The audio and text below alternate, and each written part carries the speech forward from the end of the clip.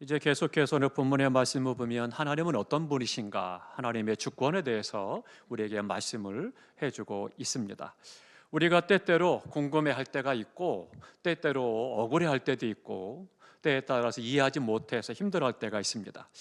제가 이제 후배 목사님들을 만나며 간혹 그런 질문을 받을 때가 있습니다.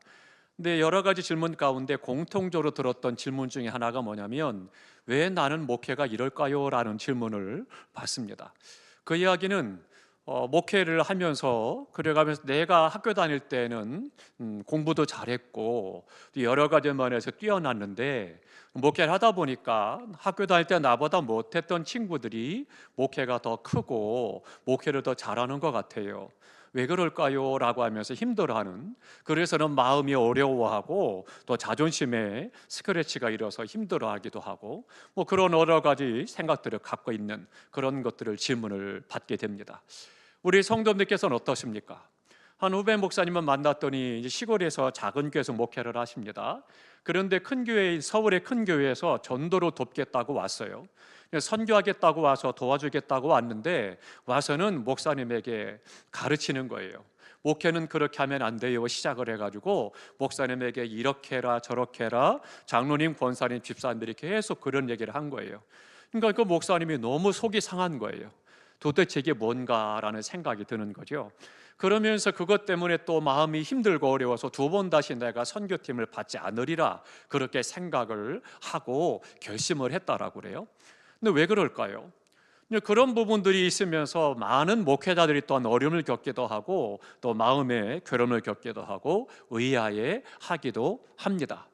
우리 성도님들도 마찬가지인 것 같아요. 성도님들도 내가 어떤 교회에서 믿음 생활을 하느냐 그것에 따라서 굉장히 자존심이 막 높아지기도 하기도 하고 그렇지 못하기도 하고 기가 죽기도 하고 이런 부분도 또 있는 것 같아요. 근데 하나님 앞에서는 결코 옳은 것이 아닙니다. 이것은 옳다 그러다 문제도 아니지만 그것이 좋은 것이 아니라고 하는 거죠. 내가 어떻게 주님을 섬기느냐라고 하는 것이 중요한 부분이지 크다 작다 별 문제 아닙니다. 하나님께서는 달란트를 맡기셨죠. 달란트를 맡기셨는데 그 달란트에 대해서 정산할 때가 온다 말씀을 하십니다. 그래서 다 정산을 하고 그리고 나서 그것에 대한 보응을 하시는데 상급을 주신단 말이에요. 그러면 5달란트, 2달란트, 1달란트를 맡겼어요. 그래서 그들이 나가서 하나님께서 주신 달란트를 따라서 충성되이 장사를 했습니다.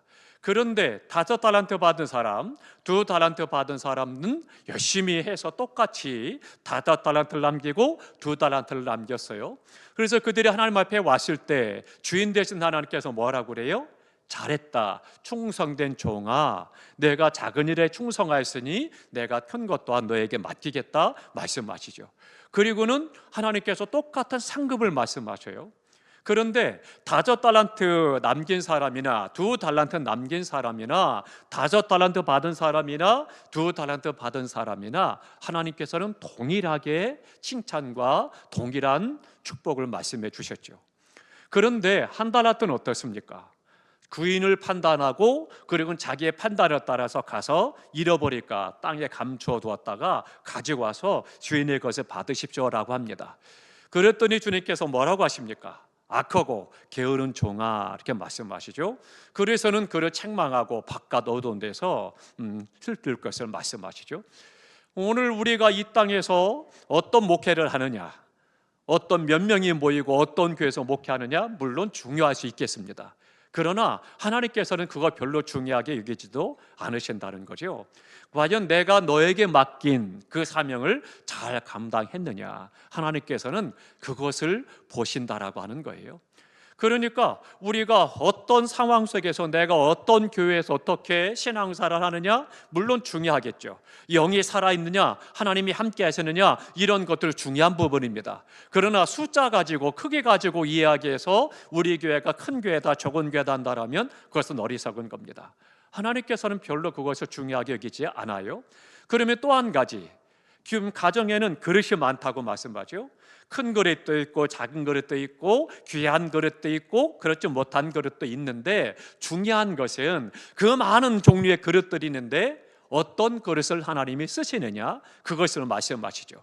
그러니까 너는 큰 그릇이니까, 너는 작은 그릇이니까 그렇게 분별하지 않으셨어요. 큰 그릇도 있고 작은 그릇도 있고 귀하게 쓰는 그릇도 있고 막 쓰이는 그릇도 있는데, 그런데 중요한 것은 누구를 쓰느냐, 어떤 그릇을 쓰느냐, 그것을 말씀하죠. 깨끗한 그릇을 쓰신다는 거예요. 그러니까 깨끗한 그릇을 쓰는데 아무리 고가의 좋은 그릇이라 할지라도 깨끗하지 않으면 쓰임받지 못하는 거예요. 아무리 질그릇이라 할지라도 싸고 1,000원에 몇 개 주는 그릇이라 할지라도 깨끗하면 그 그릇이 쓰임받는 거죠. 마찬가지예요. 하나님 앞에는 그렇습니다. 그런데 우리는 때에 따라서 어때요? 가치를 따질 때에도 크기나 또 어떤 재질이나 다른 여러 가지 어떤 조건들을 맞고 생각을 하고 그럼 행하죠. 그리고 거기에 뭐가 더 첨가가 돼요? 우리의 감정이 첨가가 되죠. 그래서 우리의 감정을 따라서 그런 부분들을 분별하고 판단을 하고 행하려고 합니다. 하나님께서는요, 전혀 그런 거 개의치 않으십니다. 하나님께서는 오직 우리가 이 시대에 세워진 하나님의 교회로 생명을 구원하는 사명을 잘 감당하느냐, 이것에 관심이 있으시고 생명을 구원하는 일에 관심이 있고 하나님의 사람들을 세움받는 데 관심이 있고 하나님의 뜻을 이루는 데 관심이 있는 거죠. 그러니까 우리가 하나님 앞에 어떻게 서야 될 것인가 중요한 부분입니다. 오늘 본문은 그것을 말하는 거예요. 우리가 착각하는 부분에 대해서 하나님께서는 내 주권이야 라고 말씀하십니다. 다 함께 하십니다. 하나님의 주권.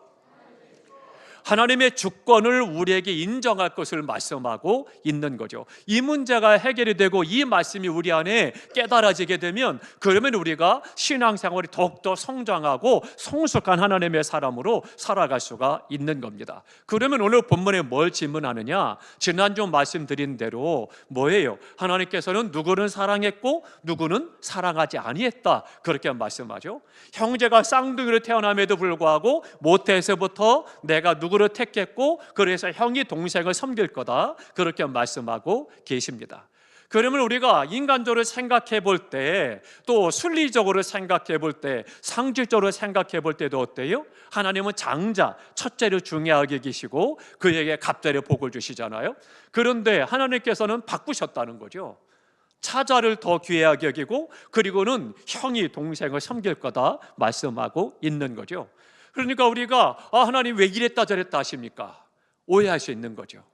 오늘 우리의 삶 속에서도 마찬가지예요. 학교 다닐 땐 저 친구가 나보다 못했는데 왜 더 잘 살까? 왜 목회를 더 잘할까? 왜 목회가 더 클까? 이런 생각을 하기도 하고 궁금해하기도 하죠. 우리 삶 속에서 순간순간 이런 모든 것들에 대해서 고민을 하죠. 하나님께서 선택하시는 것, 하나님께서 사랑하시는 것, 하나님께서 미워하시는 것, 이런 모든 것들에 대해서 기준이 뭐냐? 하나님이 아니고 나의 감정이라는 거예요. 내 감정, 내가 갖고 있는 가치, 내가 그동안 배워왔던 철학, 내가 갖고 있는 사상, 순리, 이런 것들을 가지고 하나님을 내가 재단을 한다는 거예요. 그 안에서 하나님이 움직여주면 귀하신 하나님이고 능력이 하나님이고 은혜의 하나님이고 진실하신 하나님이신데, 그것에 벗어나면 이해가 안 되니까 무슨 하나님이 이렇게 생각을 하게 된다는 거죠. 나는 어떻습니까?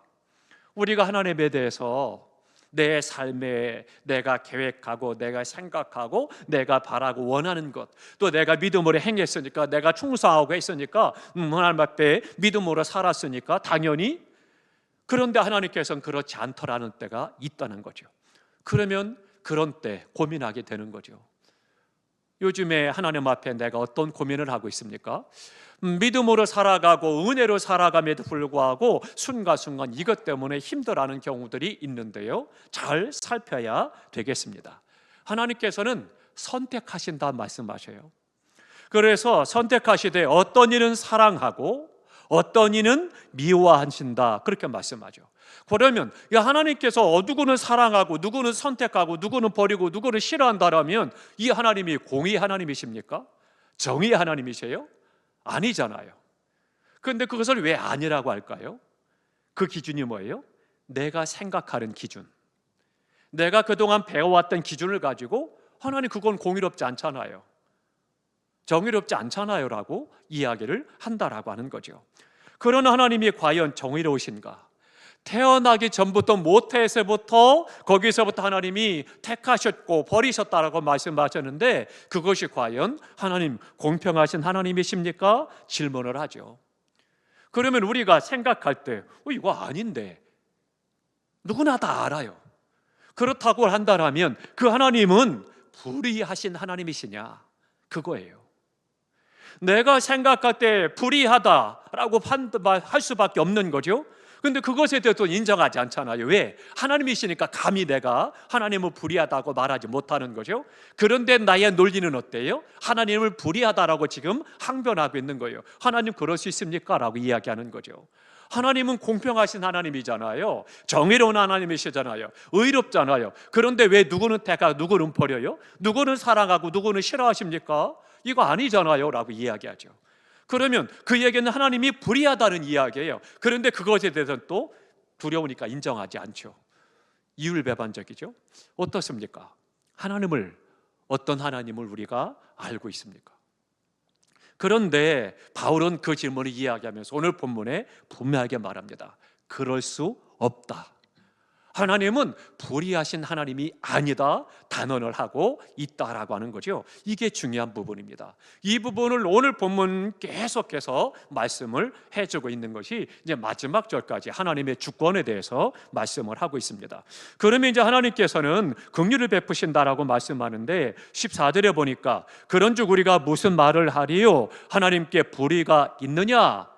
누구는 미워하고 누구는 싫어하고 누구는 더 사랑하고 덜 사랑하고 택하고 버렸다고 하는데 그 하나님은 불의하냐? 아니다라고 하는 겁니다. 그럴 수 없다. 하나님께는 불의함이 없다 말씀하고 있습니다. 그러면서 이제 15절부터 18절까지 말씀하는 말씀이 뭐냐면 모세에게 이르시되 내가 긍휼히 여길 자를 긍휼히 여기고 불쌍히 여길 자를 긍휼히 여기리라 하셨으니 그렇게 말씀합니다. 이 긍휼히 여긴다라고 하는 것, 불쌍히 여긴다라고 하는 것은 하나님의 주권의 문제예요. 하나님의 권한에 있다는 거예요. 하나님께서 보실 때 성웅이 참 불쌍하다, 내가 얘를 좀 도와야 되겠다, 그렇게 해서 하나님께서 그에게 은혜를 주시고 복을 주시면 그가 복을 받고 그가 은혜를 받는 거예요. 하나님께서 불쌍히 여기느냐 긍휼히 여기느냐라고 하는 문제는 우리가 생각하는 정의를 가지고 이렇게 해서 이 사람은 사랑받아야 되고 이 사람은 높임을 받아야 되고 이 사람은 더 귀하게 여겨야 되고 이런 기준이 아니라는 거예요. 그런 기준이 아니라 우리가 생각하는 그런 기준과 자격을 따지는 것이 아니고 하나님의 마음, 하나님의 주권, 하나님의 뜻이 있다는 거예요. 내가 생각할 때 이 사람은 정말 귀하게 여기고 불쌍히 여겨야 돼 생각할지 모르지만 하나님은 아니다 말하실 수 있어요. 하나님의 주권, 하나님의 뜻에 있다라고 하는 거죠. 그러다 보니까 하나님께서는 원하시는 대로 내가 이 사람을 긍휼히 여겨야 되겠다, 이 사람을 불쌍히 여겨야 되겠다라고 하시면 하나님께서는 그를 불쌍히 여기고 긍휼히 여기신다라고 하는 겁니다. 그럼 우리가 볼 때는 불쌍히 여기고 긍휼히 여길 만한 어떤 환경과 그의 삶의 모습이라든가 내가 세운 어떤 기준을 가지고 할지 모르지만 하나님은 아니다라고 말씀을 하십니다. 오직 하나님의 권한에 있는 문제라는 거죠. 그런데 우리가 이 문제가 해결이 안 되니까 마음이 불편해지는 거예요. 내가 볼 때 저 사람 정말 심각한 문제가 있는 사람인데 왜 하나님 저를 축복하실까? 왜 하나님께서 그를 통해 일하고 하실까? 문제가 되는 거죠. 그것은 우리의 생각이라는 거예요. 근데 하나님께서는 불쌍히 여기시면, 긍휼히 여기시면 그러면 그에게 은혜를 베푸시고 그를 통해 하나님의 뜻을 이루시고 영광을 받으시고 그를 축복하시는 거예요. 근데 사람이 볼 땐 정말 귀하다, 자격이 있어라고 생각할지 모르지만 그렇지 않다면 하나님은 그를 버리시는 거죠. 모태에서부터 아직 태어나지도 않았어요. 한 것도 아무것도 없어요. 그런데 거기에서 사랑받고 그렇지 않고 누구의 문제예요? 하나님의 주권의 문제라는 거예요. 그러면 동생을 사랑하고 형은 버렸다라고 말씀하고 형이 동생을 섬길 거야라고 말씀하셨는데 이 아이들이 태어나서 그래서 하나님의 말씀 대로 살아가고 믿음으로 행하고 잘 자라서 대단한 업적을 남기고 그렇게 해서 사랑하고 버림받았다 그런다라면 조금 이해가 되겠죠. 왜요? 우리의 논리니까. 그런데 하나님은 그렇지 않다는 거죠. 그렇다고 하나님이 불의하신 하나님이냐? 아니다라고 하는 겁니다. 하나님은 결코 불의가 없으신 하나님이십니다. 그러는 그 하나님께서 말씀하고 계시다라고 하는 거죠. 그래서 이스라엘 백성들을 예를 들어 가르치고 있습니다. 이스라엘 백성들을 하나님께서 애굽에서 이끌어내셨잖아요. 그리고는 광야길을 걸어갑니다. 광야길을 걸어가는데 근데 이제 거기에서 어떤 일이 있어요? 하나님께서 모세를 불러서 이제 시계명을 주기 위해서 부르셨죠. 하나님의 산에 올라가 있어요. 그런데 기다려도 내려오지 않으니까 이틀이 지나고 3일이 지나고 한 주가 지나도 안 내려오니까 어떻게 돼요? 그들이 아론의 중심으로 해서 모여서 금문물체를 다 모아서 금송아지를 만들죠. 그리고는 그 금송아지 우상을 만들고 거기에 제물을 바치면서 축제를 벌이고 제사를 지내죠. 그랬더니 하나님께서 그들에게 주신 첫 번째 계명이 뭐예요? 우상을 내 앞에 두지 말아라, 그렇게 말씀하시죠. 첫 번째, 하나님께서 가장 싫어하는 우상 섬기는 일을 지금 이 백성들이 하고 있는 거예요. 이들이 하나님께서 불쌍히 여기고 긍휼히 여기사 그들의 눈물의 기도를 듣고 애굽에서 이끌어내셔서 축복의 땅으로 인도해 가시는 동안 그들이 하나님의 말씀에 가장 싫어하는 우상을 섬기는 일을 지금 행하고 있는 거예요. 그러면 그들에게 상응하는 벌이 뭐냐? 멸망입니다. 하나님께서 그들을 멸망시키실 것을 율법에 말씀하고 있는 거죠. 그러니까 지금 이 백성들은 당연히 멸망을 받아야 되는 거예요. 그게 우리의 생각이에요. 왜요? 하나님께서 말씀하셨잖아요. 우상을 섬기면 멸망당할 것이다 말씀했죠. 실제로 이스라엘 역사 가운데 그것이 반복되잖아요. 구약 성경에 보면. 그러면 그들이 계속해서 하나님 앞에 범죄할 때 가장 먼저 행했던 것이 우상을 섬기고 하나님을 멀리하시고, 그때마다 그들을 심판하시고 그들을 외국에 다른 나라에 종살하게 만들고 노예가 되게 하고 회개하고 돌이키면 다시 회복시키시는 이 은혜가 계속 반복되잖아요. 그러면 거기에서 당연히 이스라엘 백성들이 멸망을 받아야 돼요. 그것이 우리의 생각이에요. 우리의 논리는 어때요? 지금 우리의 정의는 권선징악. 그래서 선한 사람을 복을 받고 잘 돼야 되고, 악한 사람은 반드시 거기에 보응을 받아서 멸망해야 되고 잘못돼야 되고, 이런 것이 우리의 정의죠. 그런데 하나님께서는 이스라엘 백성들이 그렇게 하나님 앞에 범죄하게 되니까 그들을 심판하시게 됩니다. 그런데 문제가 있어요. 모세가 하나님 앞에 기도합니다. 하나님, 이 백성을 살려주십시오. 하나님 말씀대로 멸망할 죄를 졌습니다. 멸망해야 마땅합니다. 그런데 하나님, 용서해 주십시오. 나를 생명책에서 지우더라도 내 백성을 살려주십시오. 그렇게 모세가 기도를 합니다. 함께 찾아가 봅니다. 출애굽기 32장 32절 가보겠습니다. 출애굽기 32장 32절입니다. 출애굽기 32장 32절, 구약성경 132쪽입니다. 출애굽기 32장 32절 다 함께 했습니다. 그러나 이제 그들의 죄를 사하시옵소서. 그렇지 아니하시오면 원하건대 주께서 기록하신 책에 내 이름을 지워 버려 주옵소서. 참으로 대단한 기도를 지금 모세가 하고 있죠. 그러니까 하나님 앞에 범죄한 백성이 멸망당할까 봐 엎드려 기도하죠. 이미 심판이 진행되고 있는데, 그래서 수많은 사람들이 생명을 잃어버렸잖아요. 그때 하나님 앞에 이 족속이 멸망할까 봐 하나님 앞에 기도합니다. 그랬더니 하나님께서 어떻게 하셔요? 그들이 봐온 모세가 그렇게 하나님 앞에 간절히 기도하는 그 모습을 보고 그리고 이야기합니다. 오늘 본문으로 돌아갑니다. 오늘 본문 로마서 9장 15절을 보겠습니다. 15절 다 함께 읽겠습니다. 모세에게 이르시되 내가 긍휼히 여길 자를 긍휼히 여기고 불쌍히 여길 자를 불쌍히 여기리라 하셨은즉 아멘. 그렇게 하나님께서 그들을 불쌍히 여기셔서 그들을 다시금 살리시는 은혜를 베풀어 주십니다. 그러니까 이스라엘 백성들이 그럼 지금 그들이 다시 생명을 얻을 자격이 있어요?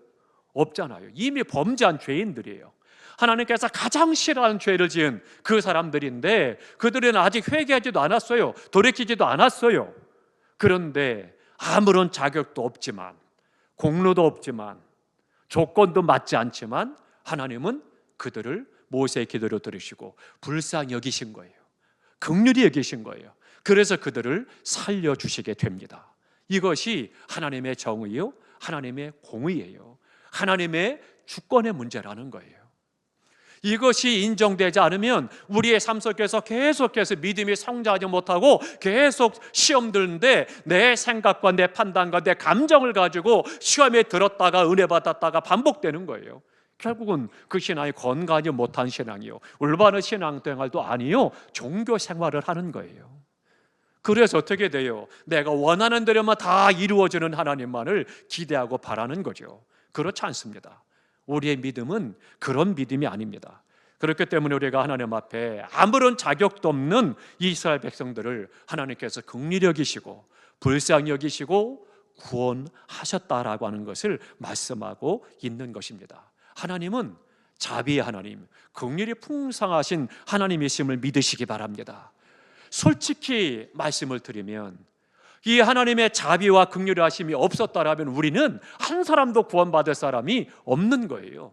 이미 우리가 그 은혜를 받아 누리고 있는 거예요. 우리는 삼자처럼 말씀을 읽어가니까 이스라엘 백성들 하나님 말씀을 따라 행하지 않아? 그렇게 놀란 기적과 능력을 경험했음에도 불구하고, 그렇게 기도에 응답해 줬음에도 불구하고 말씀대로 살지 않아? 당연히 멸망해야지 이야기할 수 있습니다.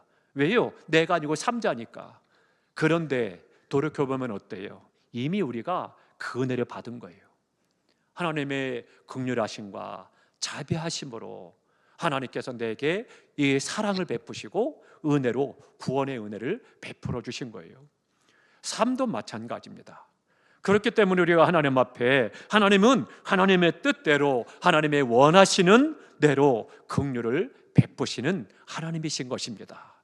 그 하나님이 행하신 것에 대해서 내가 왈가왈부하고 그것 때문에 시험 들고 그것 때문에 아파할 이유가 없는 거예요.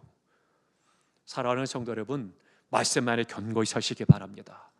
하나님께서는요, 하나님의 뜻대로 행하시고 하나님의 능력으로 우리에게 행하실 권한이 있다라고 하는 거죠. 또 한 가지는 하나님은 긍휼을 베푸실 뿐만 아니라 공의를 베푸시는 하나님이십니다. 이 공의를 베푸시는 것 하나님의 권한이에요. 하나님의 주권의 문제라고 하는 거예요.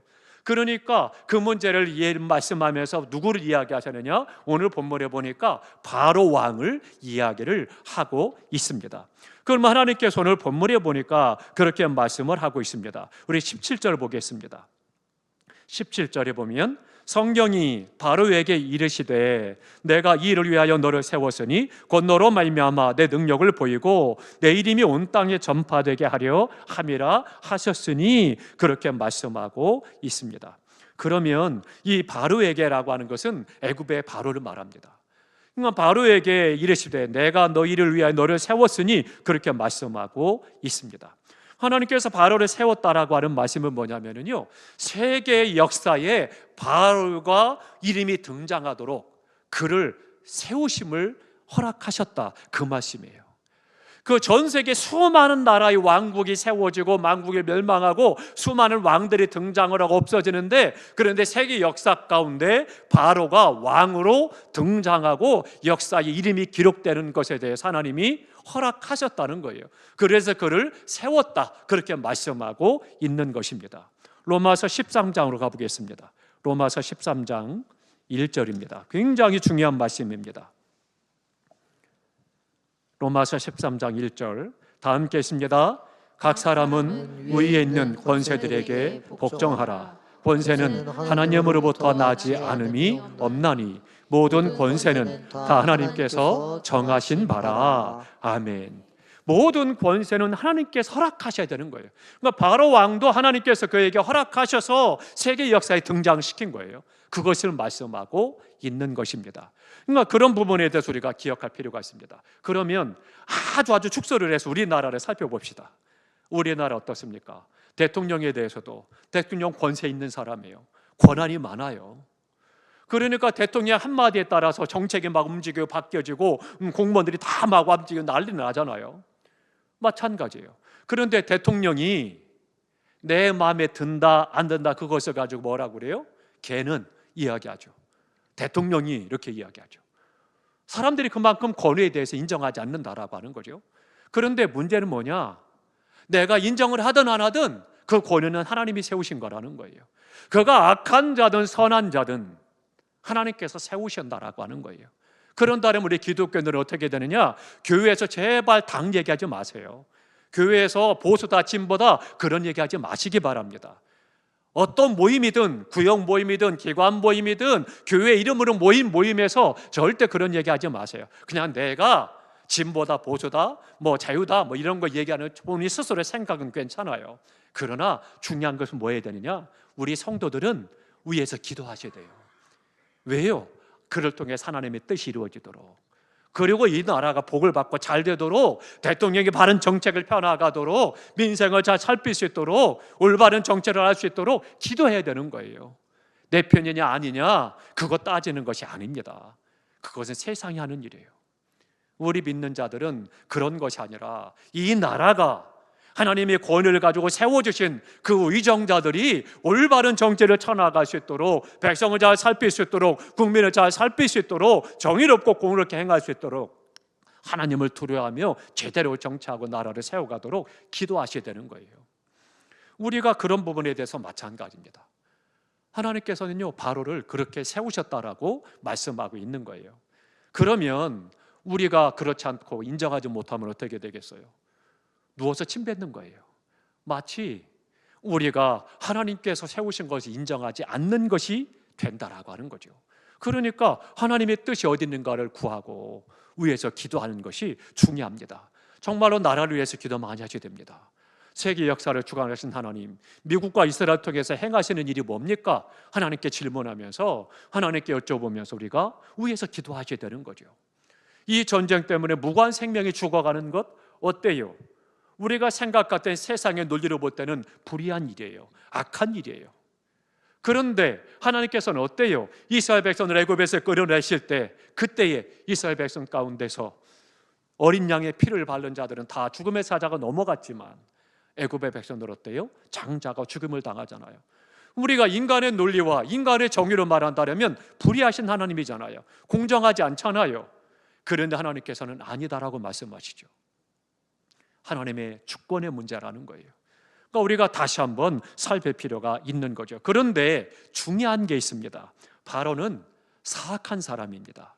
성경에 보니까 하나님께서 바로의 마음을 완악하게 했다, 그렇게 말씀하고 있는 것을 볼 수가 있습니다. 그래서 하나님께서는요, 그가 악한 자요, 하나님께 대한 믿음도 없을 뿐만 아니라 강한 사람이고 완악하고 완고하고 악한 사람이에요. 그런데 하나님께서 그를 세운 거예요. 그게 하나님의 뜻이에요. 뭐 어떡하겠어요?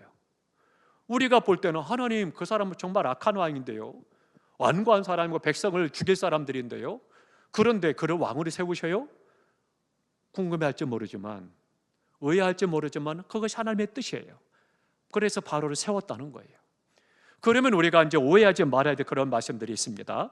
그러면 함께 봅니다. 야고보서 1장으로 가겠습니다. 야고보서 1장 13절에 가보겠습니다. 야고보서 1장 13절입니다. 다 함께 읽겠습니다. 사람이 시험을 받을 때에 내가 하나님께 시험을 받는다 하지 말지니 하나님은 악에게 시험을 받지도 아니하시고 친히 아무도 시험하지 아니하시느니라. 아멘. 하나님께서는 악을 가지고 우리를 시험하지 않는다, 그렇게 말씀하신 거예요. 그러니까 우리가 잘 말씀을 이해해야 합니다. 그러니까 하나님께서 무슨 말씀이냐? 바로는 악한 사람이라는 거예요. 그는 아주 악한 사람이에요. 그 사람이 아주 못된 사람이고 완악한 사람이에요. 그런데 하나님께서는 그를 그대로 내버려 주셨다는 거예요. 하나님께서 악한 것을 가지고 사람을 시험하지 않는다, 그 말씀을 야고보서 1장에 말씀하고 있는 것처럼 바로는요, 왕이 되었기 때문에 악한 자가 아니라 하나님께서 그를 악한 사람으로 만든 것이 아니고 바로 자체, 그 사람 자체가 악한 사람이라는 거예요. 그는 왕이 아니어서 시골에서 농사짓는 농부를 할지라도 그 사람은 악한 사람이라는 거예요. 어떤 환경, 어떤 형편, 어떤 위치에 있든지 그 사람은 악한 사람이지 그가 선한 사람이 아니고 하나님께서 그를 왕으로 세울 때 악한 왕으로 세운 것이 아니다라고 하는 거예요. 그 말씀을 잘 이해하셔야 됩니다. 성경에서 말씀하실 때 애굽 백성들이 이스라엘 백성들을 애굽에서 이끌어낼 때 어때요? 모세가 하나씩 하나님의 기적을 행할 때마다 하나님께서는 바로의 마음을 강팍하게 하셨다, 그렇게 말씀하십니다. 그 이야기는 뭐냐면요, 그가 선한 사람인데 악한 자로 만드셨다, 그런 얘기가 아니에요. 그 말씀이 아니라 원래 그 사람이 악한 사람인데 악한 사람을 그냥 두셨다는 얘기예요. 하나님의 기적과 능력을 체험함에도 불구하고 그가 악한 자가 돼서 그것을 인정하지 않는 거예요. 그것을 말씀하고 있는 겁니다. 그대로 두셨다는 거예요. 우리의 삶 속에도 때때로 그 부분을 오해하면 우리가 하나님을 오해할 수가 있습니다. 그렇기 때문에 그런 것이 아니라 바로는 어떤 배경, 어떤 환경, 어떤 의시에서도 그 사람은 악한 사람이라는 거예요. 그래서 그대로 두셨다는 거예요. 이건 불행한 일입니다. 그러니 그가 어떻게 돼요? 멸망할 수밖에 없는 거죠. 그런 바로에게 하나님께서 특별한 은혜를 베푸셔요. 그게 뭐냐? 모세를 보내셨어요. 모세를 보내셔서 모세로 하여금 그에게 하나님의 말씀을 선포하게 하고, 그래서 그가 돌이키도록, 회개할 수 있도록 기회를 주신 거예요. 그런데 거절하잖아요. 아니야. 그래서는 마음에 강팍한 대로, 완악한 대로 행하잖아요. 그래서 하나님의 말씀대로 행하지 않고 이스라엘 백성을 내보내지 않고 그 마음이 완악한 대로 계속 안 돼, 계속 붙잡고 시험을 당하고 고통을 당하는 거죠. 그러니까 기회를 주신 것을 거절했습니다. 결국 우리가 말씀을 오해하면 하나님께서 바로의 마음을 강박하게 하셔서 그래서는 그가 그렇게 행한 것처럼 생각하는데요, 그렇지 않습니다. 하나님께서 그를 그대로 두셨다는 거예요. 하나님은 오히려 이 사건을 통해서 하나님의 공의로우심을 우리에게 말씀해 주고 있는 것입니다. 하나님께서는요, 바로의 악에 대해서 공의로 심판하심을 말씀해 주고 있다라고 하는 겁니다. 그것을 오늘 18절에 말씀하고 있는 거죠. 그런즉 하나님께서 하고자 하시는 자를 긍휼히 여기시고 하고자 하시는 자를 완악하게 하시느니라. 그래서 바로는 완악한 그대로 두셨다는 그런 말씀이에요. 사랑하는 성도 여러분, 그렇기 때문에 중요한 것은 오늘 새벽 월상 예배 때 말씀드린 것처럼 은혜를 받아야 돼요. 하나님께서 은혜를 주셔야 되는 거예요. 이미 바로에게도 은혜를 주셨잖아요. 돌이킬 수 있는, 회개하고 돌이키고 백성을 내보내고 말씀대로 살 수 있는 은혜를 주셨잖아요. 그런데 거절했잖아요. 그러니까 그들은 공의로우신 하나님은 그를 심판하게 된 거죠. 우리가 하나님 앞에 이 하나님의 공의, 또 하나님의 긍휼하심은 하나님의 주권 안에 있습니다. 그렇기 때문에 하나님 앞에 기도하셔야 돼요. 하나님, 나를 불쌍히 여겨주십시오. 나를 긍휼히 여겨주십시오. 나를 공의로 대해주십시오. 기도가 필요한 거예요. 내가 수고하고 내가 애쓰고 내가 땀 흘리는 것 하나님 아셔요. 그렇지만 하나님께서 그거를 불쌍히 여기고 긍휼히 여기고 은혜를 주느냐, 그건 하나님께 있는 거예요. 그런데 우리는 어때요? 내가 이만큼 했으니까 하나님 나에게 이렇게 주십시오, 계산하고 판단하고 내 스스로가 자격을 정해놓고 그리고 요구한다는 거죠. 그건 안 되는 거예요. 하나님의 주권의 문제인데 그걸 내가 침범할 수 없는 거죠. 그러니까 내가 수고했는데 하나님께서 안 주신다라고 화내고 불평하고 원망하고 정죄한다라면 이것은 믿음이 아닌 거예요. 우리가 다시 한번 살펴야 됩니다. 하나님 앞에 이 밤에 기도하시기 바랍니다. 하나님, 나를 긍휼히 여겨 주시옵소서 기도하셔야 됩니다. 함께 찾아봅니다. 히브리서 8장입니다. 히브리서 8장 12절입니다. 히브리서 8장 12절, 360쪽 히브리서 8장 12절 다 함께 했습니다. 내가 그들의 불의를 긍휼히 여기고 그들의 죄를 다시 기억하지 아니하리라 하셨느니라. 아멘. 하나님께서 우리를 긍휼히 여기실 때 우리가 회개 기도하면 그 죄를 용서하시고 우리를 받아주시되 우리의 죄를 다시는 기억하지 않으신다 말씀하세요. 얼마나 감사해요. 이것이 하나님의 주권의 문제예요. 우리가 생각할 때는 나는 용서해주고 저 사람 용서해주지 않기를 바라는 마음이 때론 있죠. 부끄럽지만. 그런데 하나님께서는 나도 마찬가지고 내 옆에 사람도 마찬가지고 회개하면 그들을 다 용서하시고 그 죄를 다 기억하지 않는다, 은혜를 베푸시는 거예요. 하나님의 주권의 문제예요. 하나님 그럴 수 있습니까? 죄는 또 나보다 악한 죄를 졌는데요, 용서하시면 안 되죠 라고 말하면 안 되는 거예요. 왜요? 하나님의 주권의 문제예요. 하나님의 뜻이 있거든요. 그러니까 우리가 중요한 것은 하나님 앞에 이 하나님의 나를 긍휼히 여기시도록 기도하는 것이 중요하다라고 하는 거죠. 예레미야가 3장 22절에 보니까 이렇게 말씀합니다. 여호와의 자비와 긍휼이 무궁하심으로 우리가 진멸되지 아니함이니이다 고백합니다. 하나님의 은혜, 그 자비와 긍휼 때문에 진멸되지 않았다는 거 이스라엘 백성들이. 왜요? 수많은 하나님의 범죄했거든요. 우상을 섬겼거든요. 근데 그때마다 하나님께서는 말씀하신 대로 공의롭게 다 멸망시켰다라면 나만 하지 못하는 거죠. 그런데 하나님은 하나님의 정의, 하나님의 공의 주권을 가지고 그들을 다시 용서하시고 품어주고 백성으로 세우신 거예요. 그것이 하나님의 은혜라는 거예요. 그러니까 하나님의 긍휼하심이 필요한 겁니다. 사랑하는 성도 여러분, 이걸 위해서 오늘 밤에 기도하셔야 됩니다. 하나님, 나를 긍휼히 여겨주셔서, 나를 도와주셔서 기도하셔야 됩니다. 또 하나는요, 우리가 하나님께 대해서 내가 강팍해지지 않도록 기도하셔야 됩니다. 이거 굉장히 중요한 부분이에요. 우리가 때때로요, 이 말씀을 드리면 무슨 소리야, 내가 뭐가 강팍하다고 말할지 모르지만 그렇지 않습니다. 우리가 순간순간 너무나도 강팍해요. 기준은 다 내 감정이에요. 내가 세운 기준, 내가 세운 감정, 이것에 따라서 움직여지지 않으면 무조건 다 싫은 거예요. 불편한 거예요. 원망하고 불만하는 거죠. 근데 그것을 하나님께서 뭐라고 말하냐? 강팍하다 말씀하십니다. 다른 이야기로 교만하다, 딱딱하다, 그런 말씀을 하고 있는 겁니다. 그렇기 때문에 잠언 29장 1절에서도 말씀합니다. 책망을 받으면서도 목이 곧은 자는 패망을 당하고 피하지 못한다. 하나님께서 말씀을 듣고 깨달았음에도 불구하고 그래 목이 곧아서 말씀대로 행하지 않고 자기 주장을 하고 자기를 내세우는 사람들에 대해서는 하나님께서 패망이 피하지 못한다는 거예요. 멸망당한다는 거예요. 하나님의 주권의 문제를 가지고 말씀하는데 내가 스스로가 아니에요 라고 말씀하신다는 거죠. 그러니 그 부분에 대해서 우리에게 말씀하고 있습니다. 시편 95편 8절에도 말씀합니다. 마음을 강팍하지 말아라, 그렇게 말씀합니다. 사랑하는 성도 여러분, 절대 교만하지 마십시오. 마음을 딱딱하게 하지 마시기 바랍니다.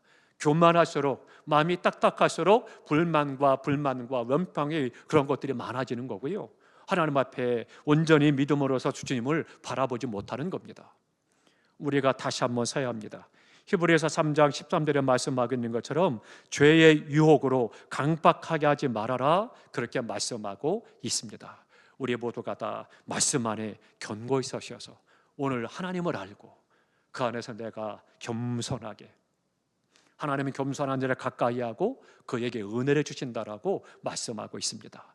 우리가 온전히 하나님을 알고 나의 생각과 내 기준과 철학과 가치가 아니라 하나님의 말씀 안에서 하나님의 뜻이 이루어지도록, 그리고 하나님 내 삶의 이런 부분들에 대해서 은혜를 주시사 나를 긍휼히 여기시고 내게 긍휼을 베푸시고 나를 하여금 겸손하게 하시고 하나님의 은혜로 충만케 하여 주시어서 그 은혜로 살아가게 하소서 기도하시기 바랍니다. 그때 하나님께서 우리의 삶에 은혜를 베풀어 주시고 우리의 삶의 문제들을 해결해 주시고 그 안에서 믿음이 성장하고 성숙할 뿐만 아니라 하나님의 뜻을 이루는 위대한 하나님의 사람들로 이 시대에 쓰임받는 믿음이 되는 겁니다. 우리 모두가 다 다시 한번 우리의 신앙을 살펴서 하나님이 내게 은혜를 베풀어 주시어서 내가 지금 당하는 고난의 문제, 환난의 문제, 시험의 문제, 질병의 문제 하나님 해결해 주십시오. 기도하시기 바랍니다. 하나님께서 나를 긍휼히 여기셔야 이 문제가 해결되는 거예요. 하나님께서 나를 긍휼히 여기지 않고 나를 도와주지 않고 은혜를 베푸시지 않으면 그 문제는 여전히 그대로 있는 거예요. 그렇기 때문에 우리가 하나님, 내가 이러려 했기 때문이 아니라 하나님 내게 은혜를 주십시오. 나를 긍휼히 여기시고 나를 도와주셔서 간절히 기도하고 하나님께서 내게 은혜를 베푸심으로 해결되어지고 위로받고 힘을 얻고 또 용기를 얻고 또 승리하고 온전히 사명을 감당하는 믿음 되시기를 주님의 이름으로 축원합니다. 기도하겠습니다.